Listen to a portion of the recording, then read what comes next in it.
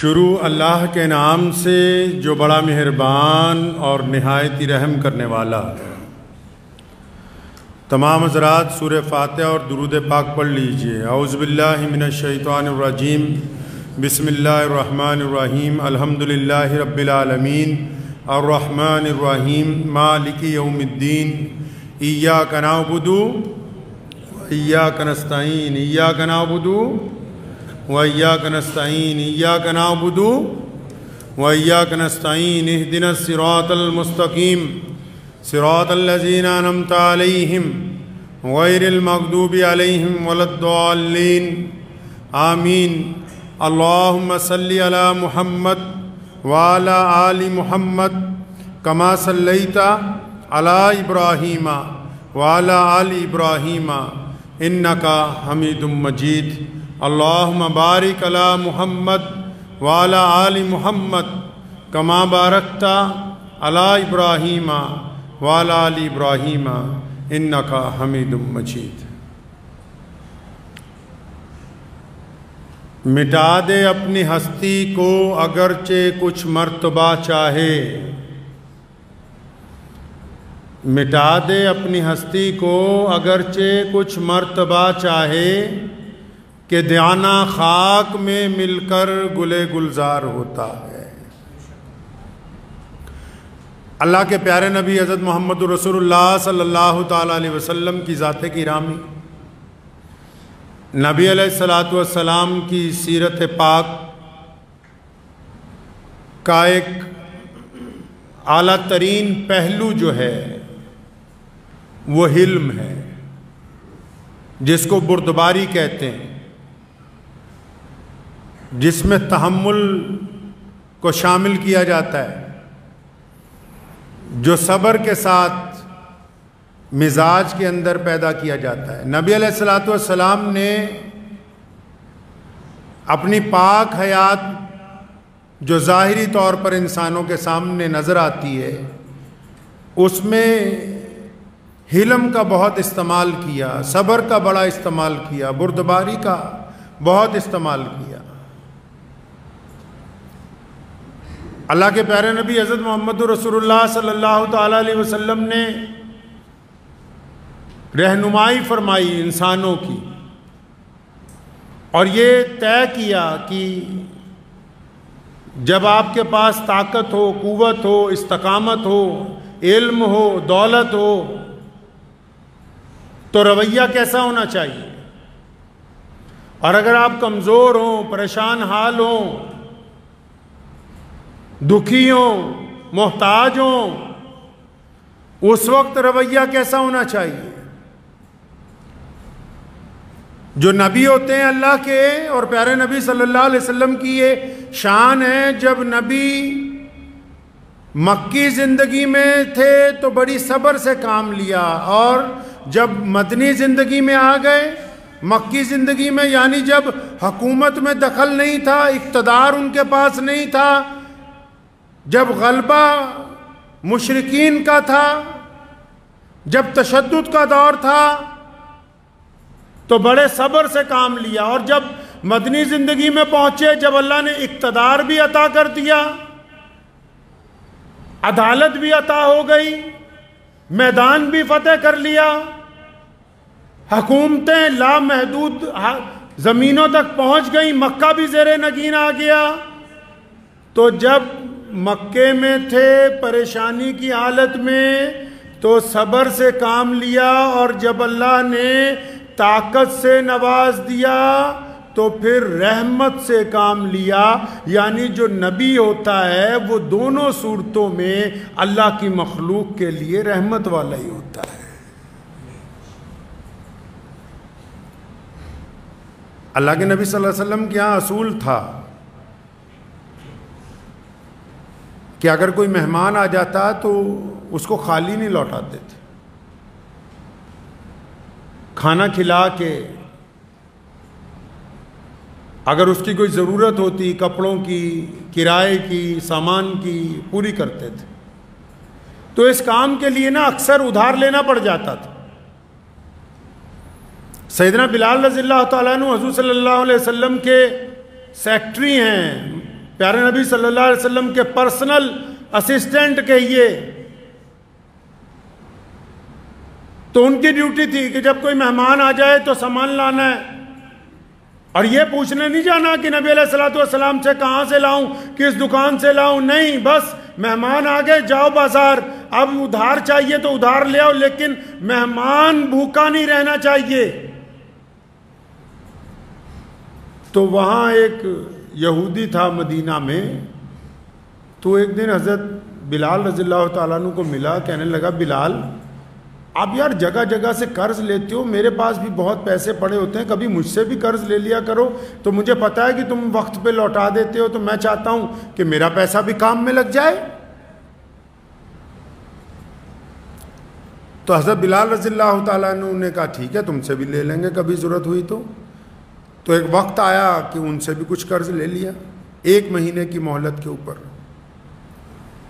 اب وہ 1 مہینہ مکمل نہیں ابھی گزرا، 3-4 دن باقی تھے، تو اس یہودی نے کیا کیا کہ 3-4 دن جب باقی تھے تو ایک چوراہے پہ رہا جہاں سے نبی علیہ الصلوۃ والسلام گزرتے تھے، اور جب اللہ کے نبی صلی اللہ علیہ وسلم آئے، سیدنا عمر فاروق رضی اللہ تعالیٰ عنہ ساتھ میں ہیں، سیدنا بلال بھی ساتھ میں ہیں، تو بیچ چوراہے کے اپنے قرض کا تقاضا کرنے لگا، بیچ چوراہے کے۔ ایک تو ہوتا ہے نا کہ کوئی بڑا آدمی ہو، اس پہ کوئی تھوڑی سی انگلی اٹھا دے تو اس کے چاہنے والوں کو پریشانی ہو جاتی ہے، چاروں طرف کوہرام مچ جاتا ہے، اور یہ تقاضا کس سے کر رہا ہے؟ نعوذ باللہ بےہودگی کس سے کر رہا ہے؟ نازیبا الفاظ کن کے سامنے بول رہا ہے؟ جو اللہ کے بعد کائنات میں صرف وہی ہیں، خدا کے بعد زمین پر پوری کائنات میں اگر کوئی اللہ کا سب سے محبوب بندہ ہے، کوئی اللہ تبارک و تعالیٰ کا نائب اگر کسی کو کہہ سکتے ہیں، اللہ نے جن کے سر پہ ختم نبوت کا تاج رکھا ہے، جو رسولوں میں بھی سب سے اعلیٰ، جو انبیاء میں بھی سب سے اعلیٰ، تو پیارے نبی علیہ الصلوۃ والسلام کے سامنے چوراہے میں یہودی کھڑا اور بدتمیزی کر رہا ہے۔ سیدنا عمر رضی اللہ تعالیٰ عنہ کو غصہ آیا، تلوار نکالنے لگے، فرمایا میں اس کی گردن نہ مار دوں کہ یہ بدتمیزی کر رہا ہے؟ تو نبی علیہ السلام نے روکا، فرمایا عمر کیا بات ہو گئی؟ تمہیں تو الٹا یہ کہنا چاہیے کہ ہم بھائی تیرا قرض ادا کر دیں گے، اس کو کہنا چاہیے کہ تھوڑا صبر رکھ، اور بلال کو کہتے ہیں کہ بھائی اس کا جلدی قرض ادا کرو۔ سیدنا بلال رضی اللہ تعالیٰ عنہ پاس میں موجود تھے، پوچھا کب تک کی مہلت ہے؟ فرمایا یا رسول اللہ ابھی تو 3-4 دن باقی ہیں، یہ زیادتی کر رہا ہے۔ فرمایا کوئی بات نہیں، اس سے قرض لیا ہے نا، اس کو واپس کریں گے۔ اب کیونکہ اس نے تقاضا کیا اور اس نے ایسی بری بات کہی، کہنے والا خود کہتا ہے جتنی بری میں کہہ سکتا تھا اتنی میں نے کہہ دی، اس سے آگے کہتا میری ہمت نہیں تھی، جتنی بری کہہ سکتا تھا میں نے کہہ دی۔ تو نبی علیہ الصلوۃ والسلام کو غصہ نہیں آیا، آپ صلی اللہ علیہ وسلم ناراض نہیں ہوئے اس سے۔ آپ صلی اللہ علیہ وسلم نے سیدنا عمر فاروق رضی اللہ تعالیٰ عنہ کی ڈیوٹی لگائی کہ اچھا تو ناراض ہو رہا ہے، اس سے اب تیری ذمہ داری ہے، فوراً اس کو لے جا، اس کے قرض کا ادا کر دو اور اس کو کچھ فالتو بھی دینا۔ تو سیدنا عمر رضی اللہ تعالیٰ عنہ اس کو لے گئے، اس کو جا کے اس کے قرض کے مطابق کھجوریں بھی دے دیں اور کچھ فالتو بھی دیں۔ حضرت عمر رضی اللہ عنہ نے پوچھا یا رسول اللہ فالتو کیوں؟ فرمایا تم نے اس کو ڈانٹا ہے نا، اس کو ڈانٹا نہیں۔ اب اگر عمر رضی اللہ تعالیٰ عنہ جلالی طبیعت کے شخص تھے، قرض تو دے دیا، فالتو کھجوریں بھی دے دیں، لیکن چہرے پہ ناراضگی کے آثار تھے، کیونکہ اس بندے نے ناحق بات کہی تھی۔ تو جب سب کچھ دے دیا تو اس بندے نے کہا کہ عمر تم مجھے پہچانتے ہو؟ فرمایا میں نے تجھے پہچاننے سے کیا لینا ہے، تیرا حساب ہو گیا، چل نکل اب یہاں سے، ہم نے تجھے پہچان کے کیا کرنا ہے؟ تو وہ کہنے لگا نہیں تم مجھے پہچانتے نہیں۔ حضرت عمر نے کہا میں نہیں تجھے پہچانتا اور نہ ہی پہچاننے کی ضرورت ہے، تجھے تیرا قرض کا مال دے دیا، اب چلا جا یہاں سے۔ کہنے لگا نہیں مجھے دیکھو، میں یہودیوں میں سے توریت کا سب سے بڑا عالم ہوں، میں ابن ڈسنا ہوں، مجھ سے بڑا کوئی توریت کا عالم نہیں ہے، اور میں رسول حق کی تلاش میں تھا، ساری نشانیاں دیکھ لی، ایک نشانی باقی تھی، رونے لگا، کہتا کیونکہ توریت میں لکھا تھا کہ نبی اتنے حلم والے ہوں گے، اتنی صبر والے ہوں گے کہ اگر سامنے سے کوئی بدتمیزی بھی کرے گا تو وہ اس کی جواب اس کے انداز سے نہیں دیں گے۔ کہتا بس وہ والی بات چیک کرنے کے لیے یہ چوراہے والا میں نے قصہ گھڑا ہے، اب تو مجھے لے چل محمد رسول اللہ کے قدموں میں تاکہ میں رسول اللہ صلی اللہ علیہ وسلم کی غلامی کو اختیار کر لوں۔ بہت سارے لوگ بڑا بننا چاہتے ہیں، سب کی خواہش ہے، اور ماشاءاللہ جب سے 10-15 سال سے سوشل میڈیا شروع ہوا، یہ خواہش نے تو سمجھیے ساری حدود ہی توڑ دی۔ کوئی چوراہوں میں اپنی تصویر لگا کے، کوئی واٹس ایپ پہ اپنی تصویر لگا کے، کوئی کسی کو 10 کلو آٹے کی تھیلی پکڑا کے، کوئی کسی غریب لڑکی کی شادی کروا کے سوچتا ہے کہ میں بڑا بن جاؤں۔ بڑا بننے کے لیے نبی علیہ السلام نے جو طریقے بتائے ہیں اس میں حلم کا ہونا سب سے زیادہ ضروری، بردباری کا ہونا، سمجھداری کا ہونا۔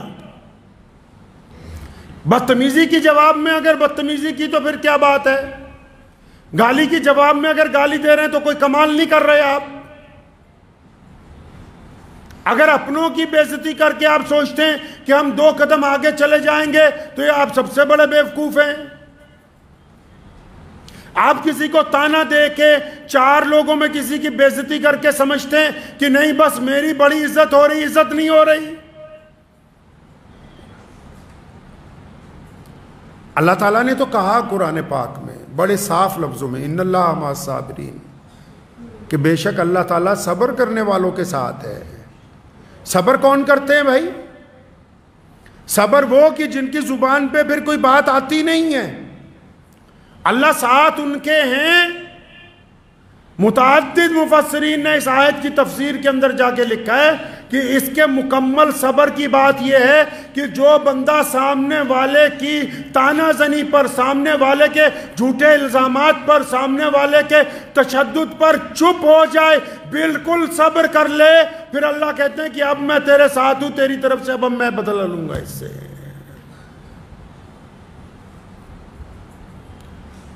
تو ہمارے ہاں کیا معاشرے میں کام ہے؟ ہم سمجھتے ہیں کہ اپنے کسی بھائی کی بے عزتی کر کے ہم تو کامیاب ہو جائیں گے۔ اکثر ایک مقولہ بہت مشہور ہو گیا ہمارے ہاں، بہت سارے لوگ ہر ایک معاشرے میں، یہ صرف میں مسلمانوں کی بات نہیں کر رہا، ہر ایک معاشرے میں ایسے 2-4 لوگ آپ کو مل جائیں گے جو ایک ڈائیلاگ ماریں گے۔ کیا ماریں گے جی؟ ہم تو منہ پہ کہہ دیتے ہیں، میں تو جو کچھ کہنا اگلے دے منہ تے ہی کہہ دینا۔ اچھا جی، جو کہتے ہو منہ پہ کہہ دیتے ہو؟ تو یہ بہت بڑا فن ہے، یہ بڑی مہارت کی بات ہے کہ آپ جو کہہ رہے ہو منہ پہ ہی کہہ رہے ہو۔ بھائی کمال کی بات ہے یہ جو بندہ یہ لفظ کہتا ہے نا، کون سا لفظ کہ جی میں تو منہ پر ہی کہہ دیتا ہوں، اگر وہ بادشاہ کے منہ پر کہتا ہے تو پھر یہ سچ کہہ رہا ہے۔ اگر یہ اپنے بھائی کی بے عزتی کرتا ہے، اگر یہ اپنے پڑوسی کی بے عزتی کرتا ہے، اگر یہ اپنے دوست کی بے عزتی کرتا ہے، اگر یہ غریب کی بے عزتی کرتا ہے، اگر یہ مانگنے والے کی بے عزتی کرتا ہے، تو اس سے بڑا بے ایمان کوئی دوسرا ہے نہیں، اس سے بڑا بے ایمان کوئی دوسرا نہیں ہے۔ کیا منہ پہ کہہ دیتا ہے بھائی؟ مطلب دل اتنا چھوٹا ہے، اتنا چھوٹا دل ہے کہ اگر اپنا کوئی بھائی نماز نہ پڑھتا ہو تو بیچ چوراہے کے اس کو 10 لوگوں میں ٹوکتا ہے تاکہ اس کی بے عزتی ہو جائے۔ دل اتنا چھوٹا ہے کہ اپنے اگر کسی بھائی بہن کا عیب پتہ ہو تو 50 لوگوں میں بیٹھ کے اس کی کھلی اڑاتا ہے۔ مطلب دل اتنا چھوٹا ہے کہ اگر کوئی اپنا پڑوسی کوئی ضرورت کی چیز مانگ لے تو 10 لوگوں کو بتاتا پھرتا ہے، ارے یہ منہ پہ کہنے والا نہیں ہے، یہ بدبخت کمظرف ہے، یہ بے ایمان ہے، یہ منہ پہ نہیں کہہ رہا۔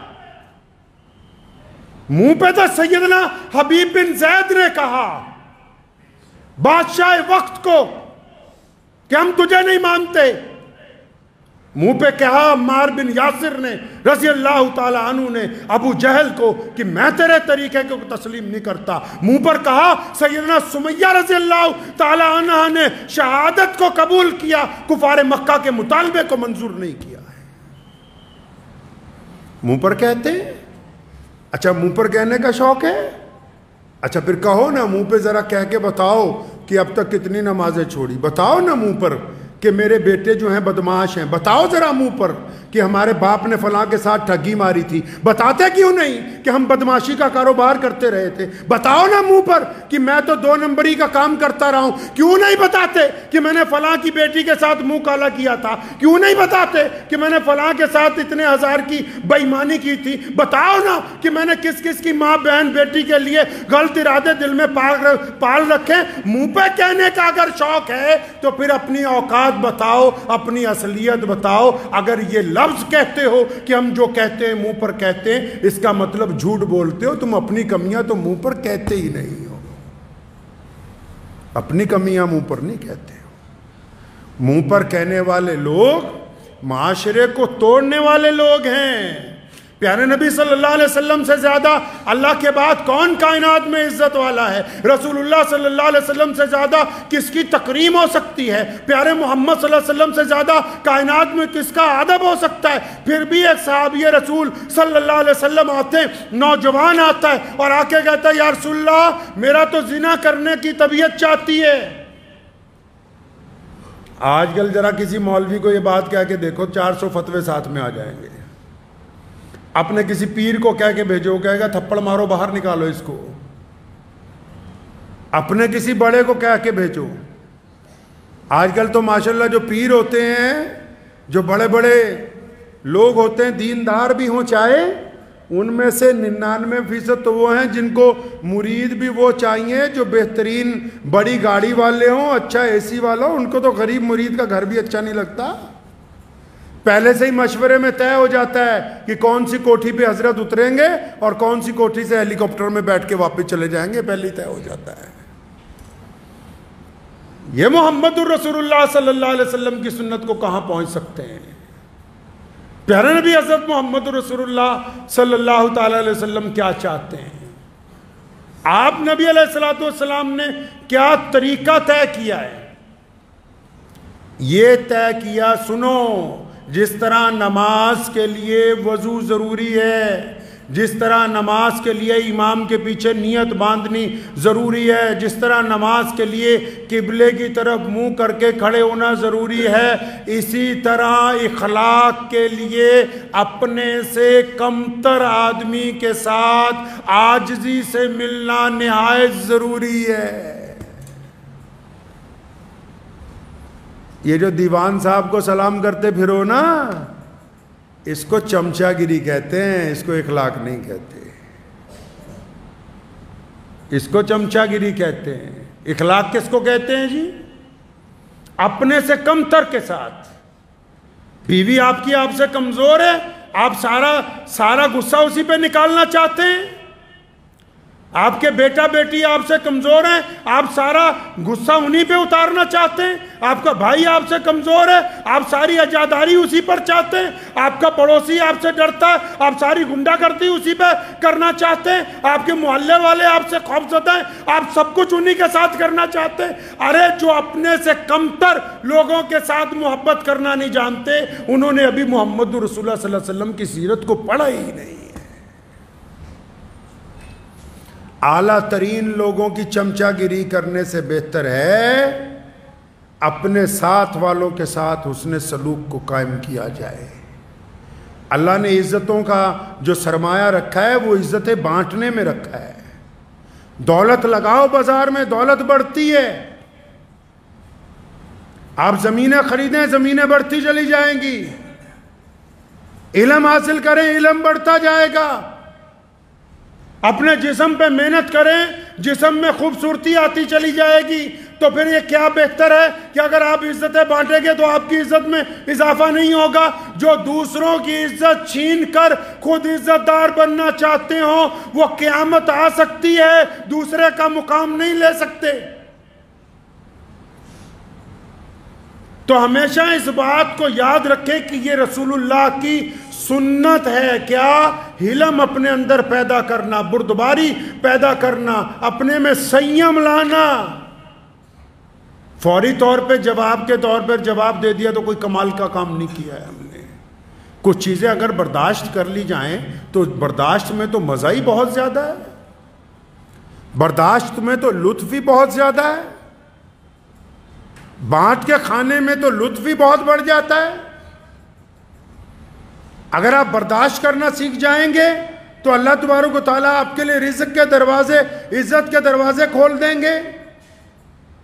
تو برداشت کرنا بھی تو پیارے نبی حضرت محمد رسول اللہ صلی اللہ علیہ وسلم کی سنت ہے. اب یہ جو سنت ہے یہ بار بازار سے شروع ہونے والی نہیں ہے، گھر سے شروع ہوئی، اپنے گھر سے، اپنے اہل و عیال سے، اپنے والدین سے، اپنی بیوی بچوں کے ساتھ، اپنے پڑوسیوں کے ساتھ، اپنے بھائیوں کے ساتھ، اپنے غیر مسلم دوستوں کے ساتھ، اپنے محلے والوں کے ساتھ، یہاں سے شروع ہونے والی ہے.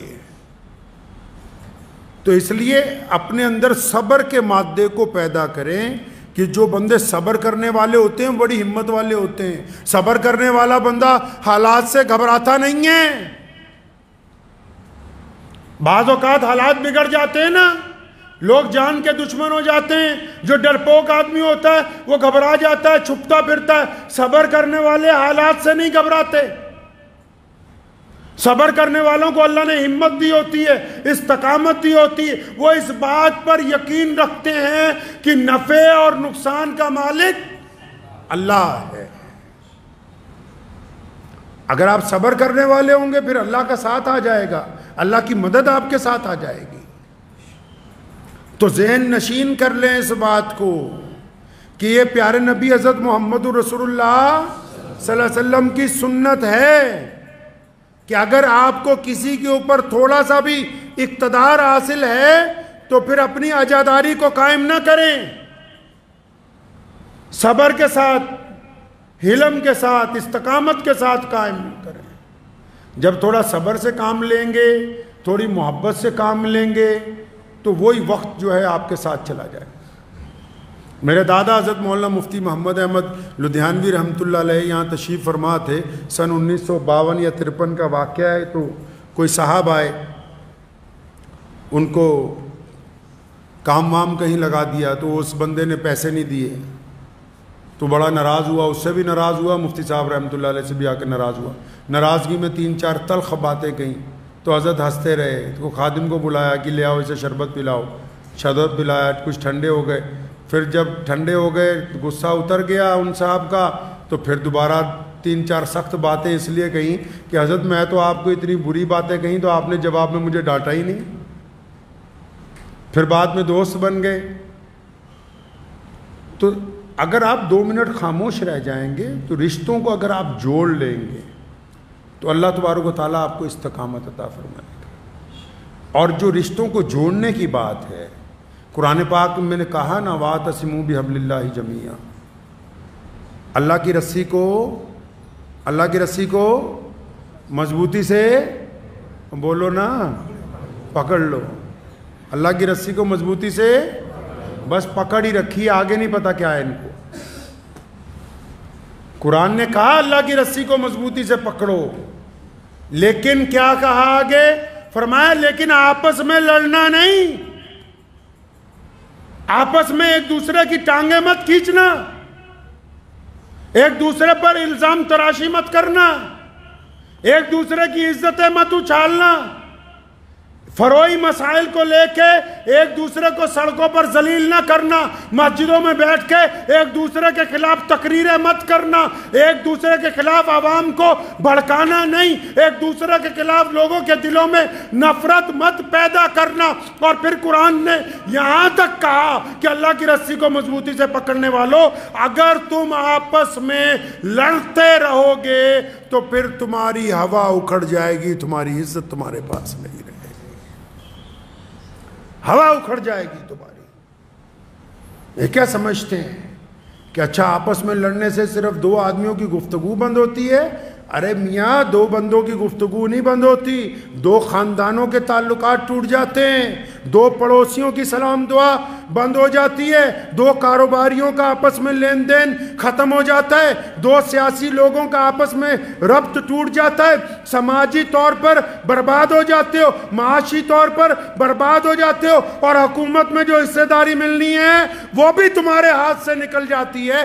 آپ نے کیا سمجھا کہ تفرقہ اور نا اتفاقی صرف اتنی سی ہے کہ دو لوگوں میں سلام دعا نہیں؟ یہ نا اتفاقی جو گھر سے چلتی ہے یہ پارلیمنٹ تک جاتی ہے، جہاں تمہارے کسی نمائندے نے بیٹھ کے تمہارے لیے بات کرنی تھی، تم نے تو آپس میں لڑ کے اس کو وہاں پہنچنے ہی نہیں دیا ہے۔